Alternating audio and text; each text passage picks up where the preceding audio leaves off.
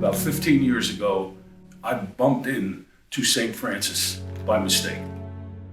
I had been a fallen away Catholic. I prayed, I was always a man of faith, but I just got stuck not going to church. I just stopped going. I went to a wedding there, as a matter of fact, is what it was. And I walked in and I thought, this church is so beautiful. It's unbelievable. I was blown away. I said, man, I have found a place that I want to go to church. I only went in the beginning because the church was so beautiful, and I thought, this is a good first step. You can get yourself back and going here. And then I found him, and he is unbelievable.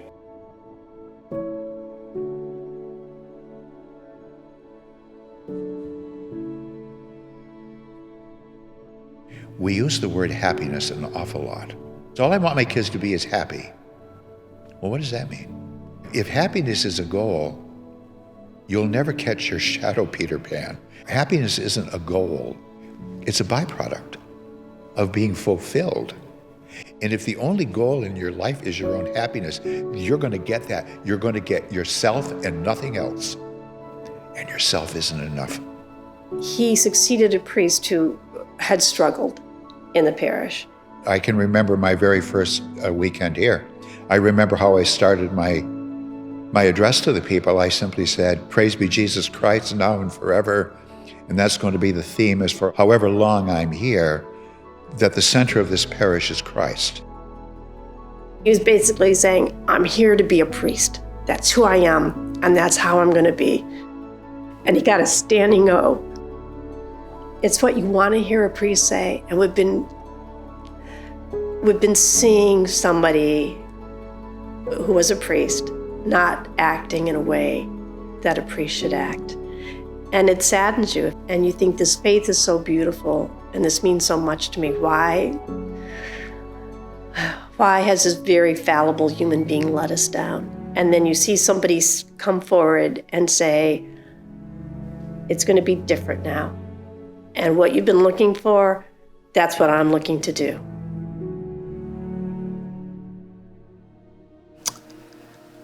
Oh, I'm so emotional.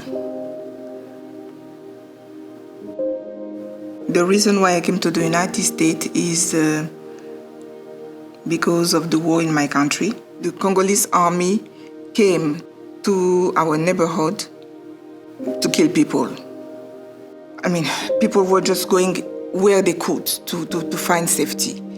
So my tribe was forced to flee our neighborhood and to just, for those who could, just leave the country to seek for safety. Sometimes, you hear about a tragic story, but you also hear that they don't have faith, and I just can't imagine. What do you rely on if you don't have faith?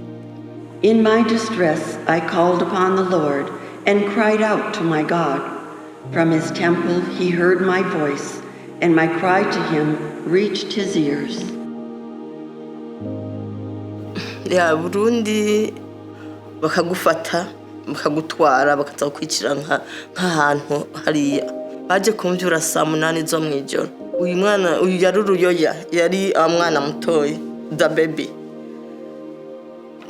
Hanyuma ndamuvyura ndagira ndamutwaye mu ntoke, barantwara hanze nkuko nogenda nkaho inyuma bagomba kuza kunyica. Jewe Imana yiwande nagize Imana turi kumwe nayo. Abandi bantu baraje ati mumwice mumureke. Ndibaza nko ngaho yari Imana ariko irabakoresha. I was originally born in Burundi, but I lived in Tanzania for 11 years. The camp that we were living at in Tanzania was attacked. All of a sudden, you hear gunshot. I quickly looked for a place to hide. When it was all over, when I went looking for my parents, I was frightened. I saw a couple people who were shot. We need Jesus. We need him all the time, all our life. We can't do without him. We met at the Catholic Center at UVM. Since we've been dating, we haven't. If we missed one Mass once in the last 7 years. Being able to experience my faith with my family and with my wife solidifies our marriage and it solidifies our family. I really started going to St. Francis Xavier in and through the game nearly 16 years ago. I thought it would be a great idea to begin baseball at a Catholic school.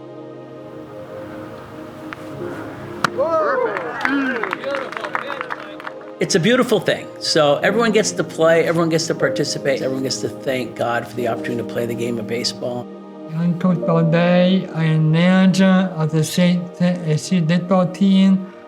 I love being on the field with kids. To all the kids out there, you got this. I work at the Vermont Air National Guard. Andrea's in the Guard as well. I definitely believe in that there's good and evil, and I think everybody has the ability to choose to go either way. I think it's easier to get along with and forgive people that you love. It's much tougher to do that to somebody that you either don't understand, don't agree with, and I think that's what we're challenged to do. Been living in the city of Winooski since 1964, the year I was born, and been a big part of the St. Francis School and Parish. Dad was a St. Francis parishioner, and his family was brought up Catholic, and they lived right across the street from the church. We could find another parish to go to another school, but it wouldn't be the same as St. Francis. I was not born Catholic. I met Father LaValle probably 25 years ago and just instantly connected with him. When I walked into the church, I just remember knowing that that was where I was supposed to be. It's a marvelous time of year, but it's a time that we need to look deep inside.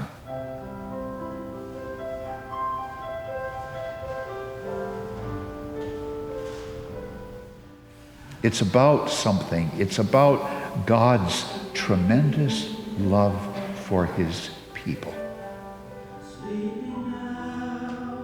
Over the centuries, as time passed on, they lost concept of what the Messiah was to be like. And they began to see him as a knight in shining armor. God is the God of surprises. He's also the God of littleness. And he's the God of humility. That's why pride's such an awful sin. Because our God is humble, and he was never more humble than he was on that first Christmas night. They didn't get what they wanted. They got what they needed. Not a great power, a baby. Oh, true God, absolutely. But true man also.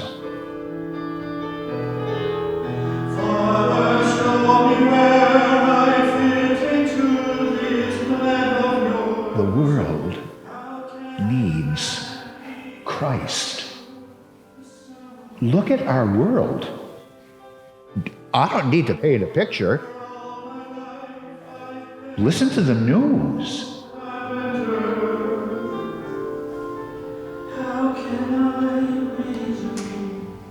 I had a very holy priest a long time ago say to me, Jesus Christ does not have the answer to all of the world's problems. He is the answer to all of the world's problems. Oh, let's have a wonderful Christmas. Let's have a Christmas that doesn't end in an hour. Let's all of us fall in love with Christ in the Eucharist and watch the world change.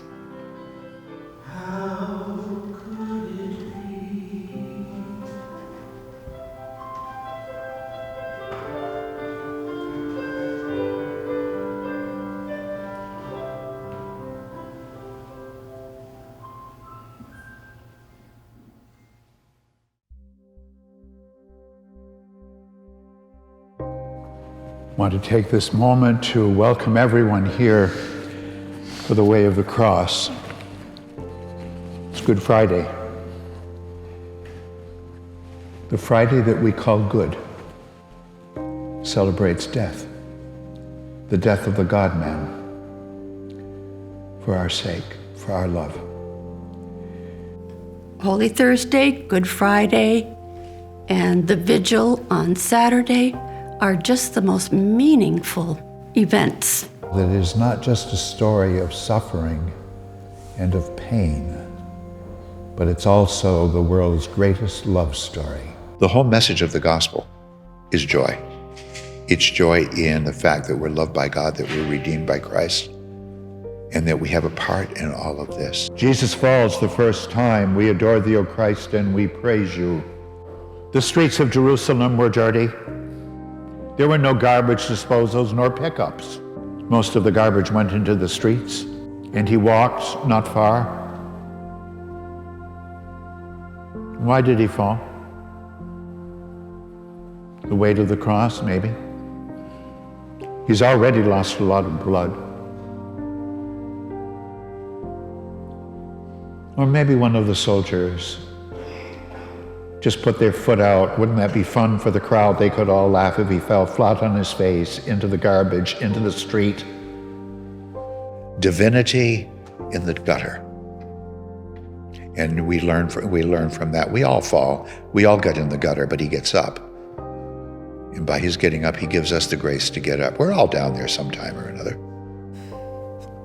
Considering everything I've been through, considering my background, considering the number of crises I've been through, I'm still up and heading forward. It's human to be worried. I think it's human to be frustrated, to be angry. But after all that feeling, I know that my God is not going to abandon me. That is going to always be there. My biggest dilemma is when I do something wrong, I beat myself up more about it, and that I think the more the evil is here rather than here, so it's more of an internal battle going on. And that's where going to church for that hour, going, letting, everything just disappear is how I get through it. Veronica wipes the face of Jesus. I often say she's a ditz. I mean, here's this girl, she comes out, this young woman, and she's interrupting a Roman crucifixion. I mean, and he's going to die. He's covered with blood, and she uses her veil to pat his face. Well, it's going to fill up again. So humanly speaking, what good did it do? It's an act of love. It did a lot of good. She used what she had. And sometimes we try to concentrate on the big things, and what really is needed are the small ones, little acts of love and kindness. We experience the Last Supper, the Passion, the crucifixion of Christ. And they took his hands, and they nailed them to the wood of the tree, and his feet, so that he could not walk, to the bottom of the cross. 'Twas not nails that held him there, it was love. There were no nails strong enough to hold the Son of God.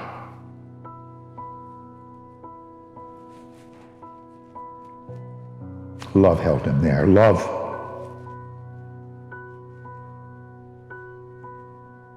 is all that matters, really. He's naked before the crowd. He's been stripped of everything. He has nothing. He stands out there stripped. And what I sometimes ask people to do is, when you pray, just stand naked before your God. Don't try to fool him. Bring yourself naked as can be and broken. See, we have this idea that we have to be kind to be very good to get to God, but he just wants us as we are. I suffer from depression. I tend to make myself worse in my head. like you're a really bad person. It's the depression talking. When you're suffering in your head by yourself, it just sucks. But when you're suffering with Jesus for the redemption of souls and kind of suffering with Jesus as he's about to go die on the cross, and I can take some of his suffering and suffer with him. It's just very redemptive. Church holds 606 parishioners, and I'm sure it'll be overflowing. I say the light of Christ the second time. I'll be in the middle of the aisle. I'll turn around, and all of you who do not have anything to do, you just have candles, you can light the candle off the Easter candle and go bring it to everyone else, okay? At the vigil, that light is lit at the back of the church, and you see that light progress up to the front of the church, and I find it very uplifting.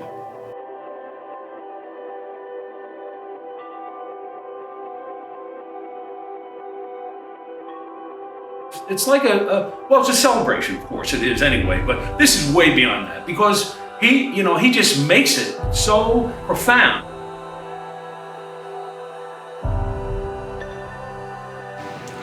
We received the baptism, the life of Christ, but you know something else? We received three other things. Theological virtues, they're called. Faith, hope, and charity. That means that I can have the faith of Christ, not my faith, his, the hope of Christ, and I can love like him too because it's his love in me. Once we know who we are, we're on fire.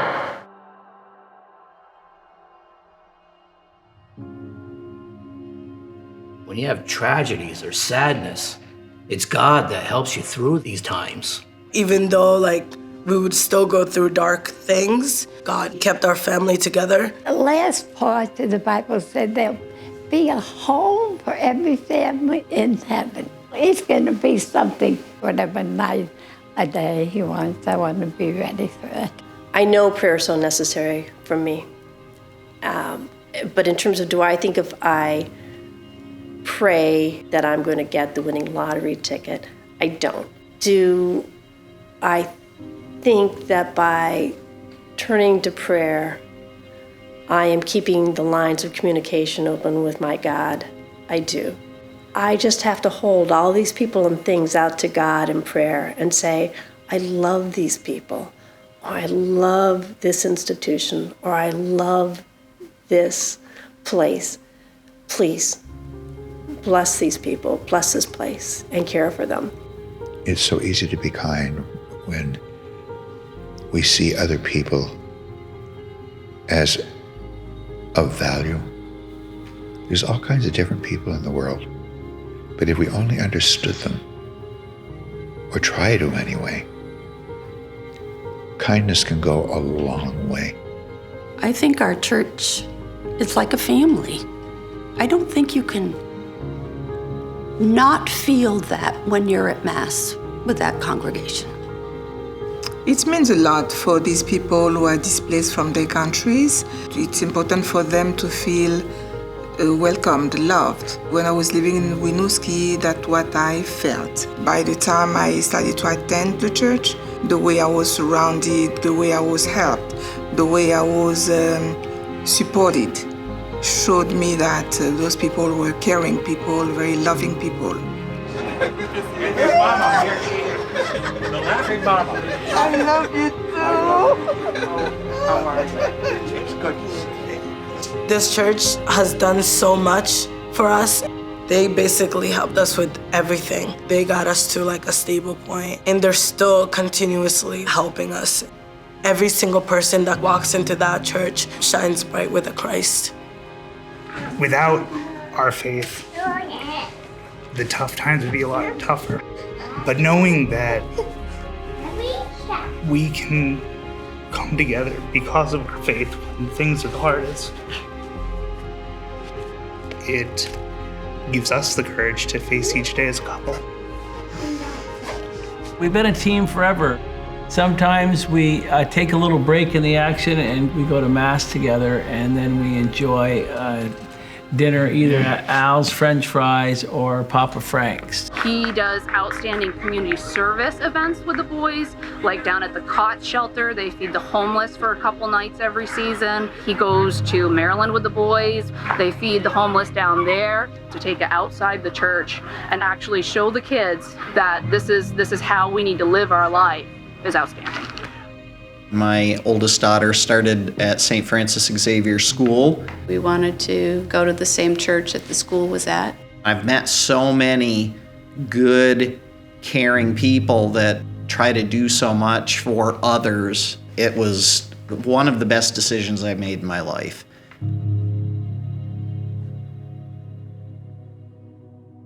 Pope Francis just wrote a wonderful little book called The Our Father, and in it he has a statement, and he says, there are cracks in our lives, our failures, our faults. God is hiding in the cracks, waiting to find us.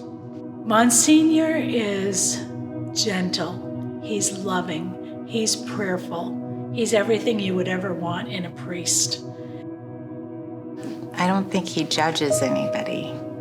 He loves everybody, regardless of who they are and where they come from. He's been my pastor, but he's also a very dear friend. I can't tell you how fortunate I am to have had him in my life. Usually you have some gifts, but not all of them. And he's got the full package. He's got the whole thing. He's a powerful preacher and a prayerful man. I come out every morning and I go in front of the Blessed Sacrament for an hour. And at the end of my day, I go back for an hour to remind myself, this is not about me. It's about my relationship with the Lord. And as my relationship grows with Christ, so will the people's. There's just something about it that's just, when he speaks, when he says something, you just want to continue to come. The number of times that I've heard someone say, and I've said it myself, how did he know what I needed to hear today? Whatever happens in my life, I always feel like he answers those questions in his sermons. I'll come out of church and I'll say to somebody, you know, there were 300 people in there today. He was talking to me, nobody else. He was talking directly to me. Everybody sometimes is alone in the dark. Everybody at some point in their life reaches out their hand to a God that they can't find. Stumbling in the dark, falling. I can sit with our Lord there in that and just say thank you and sit with me when I'm in mine. He's now 84 years old. He has a degenerative disease which has pretty much taken the vision away in one eye and left him with limited vision in the other eye. He's more arthritic. He's using a cane. He's no longer wearing glasses because they don't do him any good. Notwithstanding that, he shows up here every day. He's crowned with thorns and he's beaten and he's been spat upon. And I knew that if I go to Jesus and I ask for my sight back, I really think he would have given it to me. He could have retired, years ago, but he wants to die a priest. But I did ask him for one thing. I asked him for his eyes. They're really 20/20. I didn't want to see through mine. I wanted to see through his. Because that's really what it means to be a priest.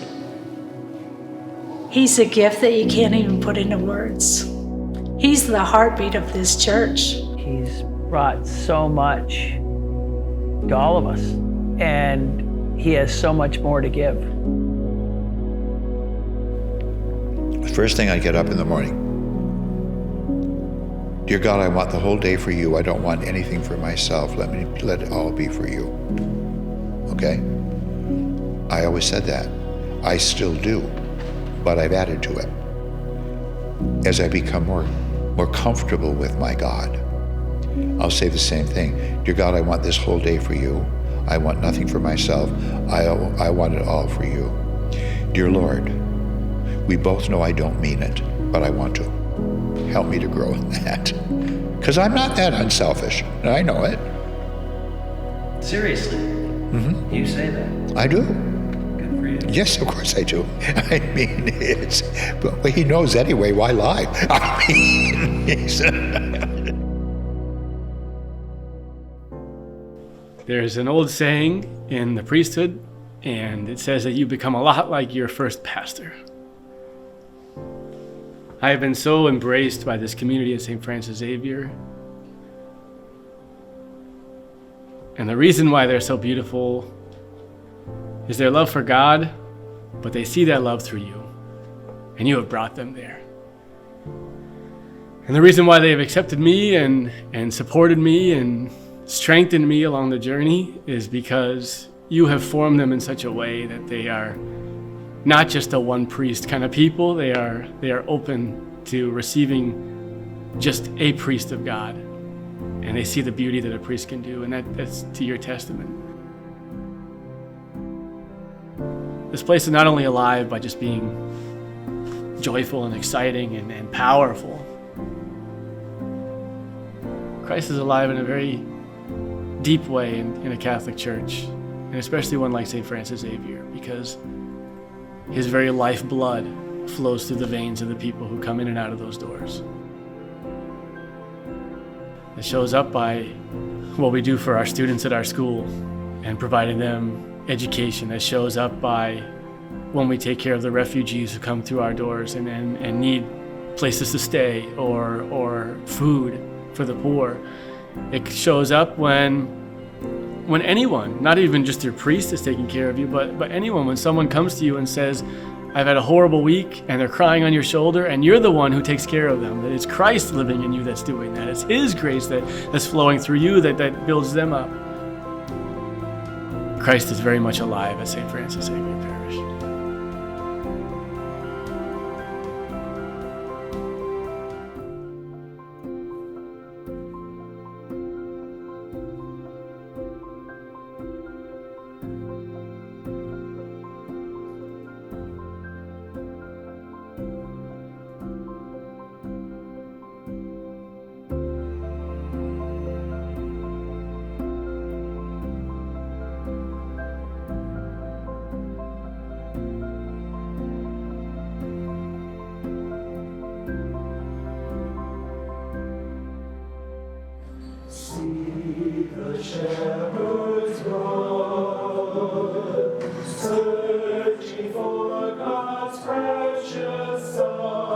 I wasn't raised with religion. It was actually the choir that brought me in. It was kind of like my hour of dropping everything. All the nonsense of day-to-day life didn't matter for that hour.